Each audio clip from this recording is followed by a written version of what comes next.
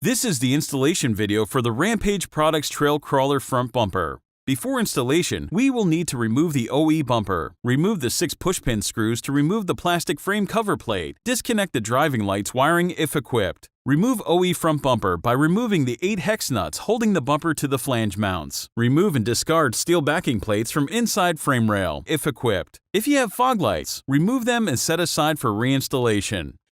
Install factory lamps into the new bumper, or if using aftermarket lights, use hardware provided with light. Place the winch plate onto frame.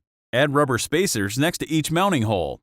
Note for JKs only, refer to page 2 of your manual for vacuum housing instructions. Place 2 bolts into top hole on each side of the bumper, and slide a bumper washer onto threads to keep in place.